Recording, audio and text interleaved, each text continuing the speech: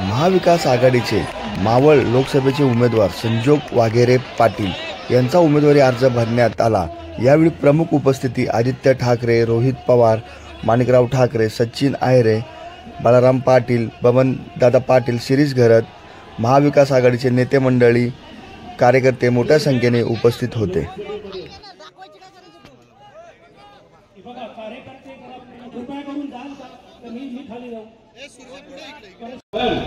काय भाजपने इथे केलंय? एक तरी कंपनी 2014 नंतर या भागामध्ये आली का? अहो ज्या ज्या कंपन्या या भागामध्ये होत्या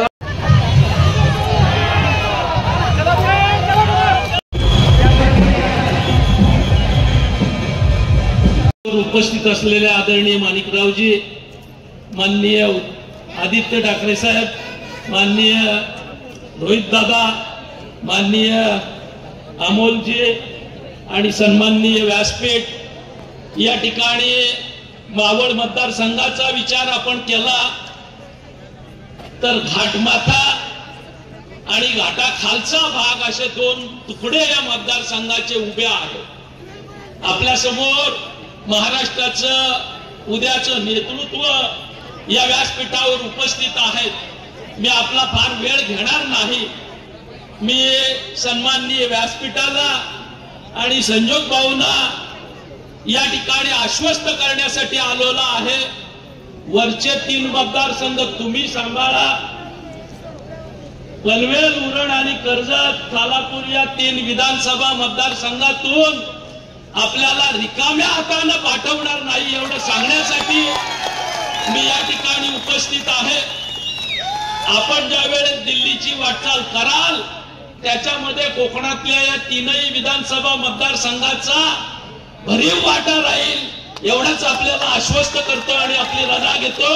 जय हिंद, जय महाराष्ट्र। अनिल देशमुख जे आहेत तसं तिथे दिल्लीत संजय सिंग आहेत, जेलमध्ये जाऊन बाहेर आले, लढत आहेत, आपल्या देशासाठी लढत आहेत, सत्तेसाठी लढत आहेत। कारण भाजपाची एकच पॉलिसी, एकच कार्यक्रम भाजपाचा चालतो, सत्यमेव जयते नाही तर सत्तामेव जयतेसाठी लढा, सत्ता काबीज करण्याचा प्रयत्न करा। दिल्लीमध्ये जे त्यांनी केला तसं झारखंडमध्ये केला आपण पाहिलं असेल। हेमंत सोरेनजींना देखील त्यांनी तसंच आत टाकलेला आहे। तसंच आपलं सरकार देखील पाडण्याचा प्रयत्न केला। तेव्हा हे जे मित्र आहेत आज मुख्यमंत्री म्हणून घटना बाह्य मुख्यमंत्री आपल्या डोक्यावर बसतात, अवकाळी सरकार म्हणून आपल्या डोक्यावर बसलेलं आहे। त्यांना पण ऑफर दिली होती जॉईन और जेल। त्यांचं कॅशचं गोडाऊन सापडलं होतं, इन्कम टॅक्सची धाड पडली होती। त्यांना सांगितलं येता की टाकू आतमध्ये, मग ते लगेच रडायला लागले, दाढी खाजवत।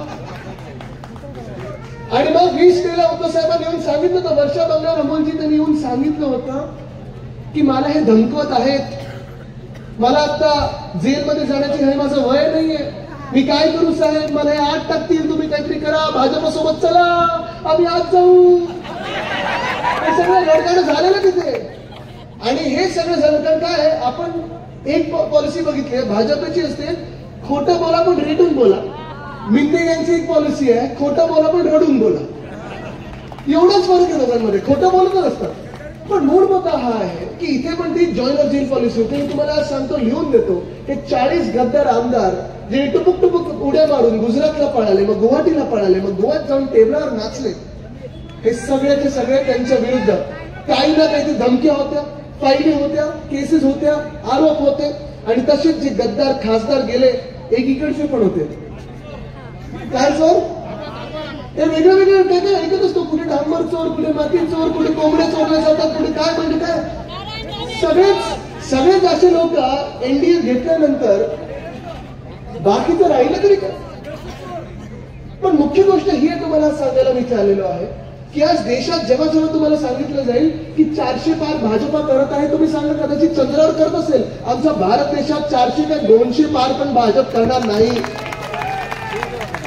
काल बरोबरच मी ऐकत होतो, एक नारा माझ्या कानावर आला भाजपसाठी, साऊथ से साफ आणि नॉर्थ में हाफ। आणि हेच मी सांगतो तुम्हाला, 400 पार जे आपल्या कानावर येतं, तुम्ही पण समजून घ्या आणि तुम्ही पण सगळ्यांना सांगा। जर इथून कोणी, तुम्ही मला सांगा, तुमच्यातून कोणी भाजपाला मतदान करणार आहे का? तुमच्यातून कोणी गद्दाराला मतदान करणार आहे का? तुमच्यातून कोणी महाराष्ट्र द्वेषीला मतदान करणार आहे का? कोणी महाराष्ट्र विरोधाला मतदान करणार आहे का? म्हणजे मावळची सीट आपली आहे ना।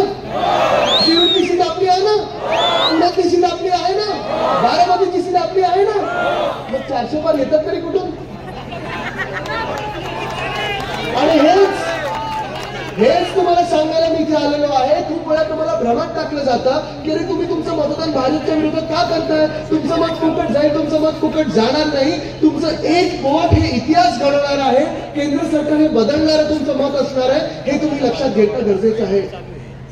आज आपण पाहत आहोत की या देशामध्ये प्रत्येक जण हा त्रस्त आहे, हैराण झालेला आहे. मला जास्ती वेळ बोलायचं नाही, जेव्हा भाषण करायची वेळ आपली सभा आहे तेव्हा सांगू. पण आज जर छोट्या काही शब्दांमध्ये आपल्याला पटवून द्यायचं असेल की विकास कसा झालेला आहे किंवा नाही, आणि कोणाचा झाला आणि कोणाचा नाही, आणि बदल कुठे घडणार आणि तुम्ही तो बदल कसा घडवणार, हे जरा इथे जरा थोडी चळवळ कमी करा ना. हे कॅमेरा वगैरे नंतर लावा प्लीज. विकास कोण घडवणार आहे, विकास कोण घडवणार नाही, तर तुम्हाला आज उदाहरण द्यायला इथे मी आलो. जानेवारीच्या महिन्यामध्ये केंद्राचा अर्थसंकल्प आला होता. केंद्राचा अर्थसंकल्प जेव्हा सादर केला गेला तेव्हा निर्मलाताई सीतारामन यांनी सांगितलं की आता आम्हाला नवीन शोध लागलेला आहे की या देशात चार जाती माहिती कुठच्या जाती त्यांनी सांगितलं 4 जाती, ह्या म्हणजे गरीब, शेतकरी, युवा आणि महिला. या 4 जाती, 4 वर्ग या देशामध्ये, बाकी कोणी नाही. आणि आता आम्ही यांची सेवा करणार. म्हणजे तुम्ही विचार करा, 10 वर्षाचं बहुमताचं सरकार चालवल्यानंतर ह्यांना कळतं की हे 4 वर्ग आपल्या देशात आहेत. आणि जर ह्या 4 वर्गांचा तुम्हाला पाढा वाचायचा असेल, 4 वर्गांचा अभ्यास करायचा असेल, हे 4 वर्ग आपल्या मावळ मतदारसंघात आहेत ना. शेतकरी आहेत, महिला आहेत, युवा आहेत, गरीब आहेत. चला आता आपण प्रत्येकाला विचारायला सुरू करूया, इथे शेती कोणाची, जरा हात वरती करून दाखवा मला. सगळ्यांची शेती आहे. तुम्ही मला सांगा, या गेल्या 2-2.5 वर्षामध्ये तुम्ही शेतकरी म्हणून या महाराष्ट्रात जगू शकता का? जगणं परवडतं का? शेतमालाला भाव आहे का? जर तुम्हाला आज मी विचारलं की तुम्हाला तुमची पुढची पिढी म्हणजे माझ्या वयाची मुलं असतील, रोहितच्या वयाची मुलं असतील, तेजस्वी यादव आहेत, ते देखील बिहारमध्ये लढतात, आमची जी पिढी म्हणजे तुमची पुढची पिढी, तुमची मुलं मुली, तुम्हाला असं वाटतं का तुमच्या पुढच्या पिढीने शेती द्यावं आणि कृषी क्षेत्र द्यावं, शेती करावी? वाटतं तुम्हाला कुणाला? का नाही वाटत हो? परवडत नाही. अजून शेतकऱ्याला भाव मिळत नाही, शेतमालाला भाव नाही. नैसर्गिक जीएसटी, कितीचा जीएसटी हो खतावर? 18% आहे, बरोबर आहे. अजून काही तिथून सांगू शकतात का? गेल्या 2-2.5 वर्षामध्ये जेव्हा जेव्हा अवकाळी पाऊस झाला, जेव्हा जेव्हा गारपीट झालेली आहे, सततचा पाऊस लागलाय, दुष्काळ असेल, ओला दुष्काळ असेल किंवा दुष्काळ असेल, या सरकारमधून, या गद्दार गँगच्या मिंदे गटाच्या सरकारमधून एक तरी मंत्री तुमच्या शेतावर कधी आलाय का? आलाय कधी दिसलं? कृषी मंत्र्याचं नाव माहितीये का? 2 वर्षात 2 कृषी मंत्री बदललेले आहेत. पण माणिकराव ठाकरे साहेब, आपण स्वतः दोघे यवतमाळमध्ये फिरत होतो, बुलढाण्यात आहे, हिंगोलीत आहे, सगळीकडे जिथे जिथे प्रचार केला. महाराष्ट्राच्या प्रत्येक जिल्ह्यातून, प्रत्येक कानाकोपऱ्यातून शेतकरी एकच सांगतो, शेतमालाला भाव नाही, फर्टिलायझर किंवा खत आम्हाला परवडत नाही, आम्हाला जे काही मार्केट आहे तसं मिळत नाही. आणि गेल्या 2-2.5 वर्षामध्ये एकदा सुद्धा या सरकारकडून मदत मिळालेली नाहीये. हे मी खोटं बोलतोय का? खरं बोलतोय ना मी? जर मी खरं बोलत असेल तर प्रत्येक शेतकऱ्याला जर हे वाटत असेल तर तुम्ही मला सांगा, या राज्यातल्या शेतकऱ्याला हे सरकार, केंद्रातलं भाजपाचं किंवा राज्यातलं भाजपाचं सरकार पुढची 5 वर्ष परवडणार आहे का? आज शेतकरी आत्महत्या वाढायला लागलेल्या. ज्या ज्या जिल्ह्यात मी सांगतो, मला सगळे शेतकरी सांगतात की जी उद्धव बाळासाहेब ठाकरे या व्यक्तीने आम्हाला कर्जमुक्ती दिलेली होती 2 लाखापर्यंतची, ती कर्जमुक्ती हप्त्याने मिळाली, आमच्या खात्यापर्यंत आली. महाविकास आघाडीचं जेव्हा सरकार होतं तेव्हा शिवसेना, राष्ट्रवादी काँग्रेस, इतर मित्र पक्ष, सीताप वगैरे आम्ही सगळेच एकत्र होतो. तेव्हा जेव्हा जेव्हा अवकाळी पाऊस झाला असेल, गारपीट झाली असेल, कोविडच्या काळात देखील आम्हाला मदत मिळाली. पण या गद्दारांच्या राजवटीत आम्हाला एकदा सुद्धा मदत मिळाली नाही. बदलायचं हे मी सांगत नाही ना, आम्ही कोणी सांगत आहे?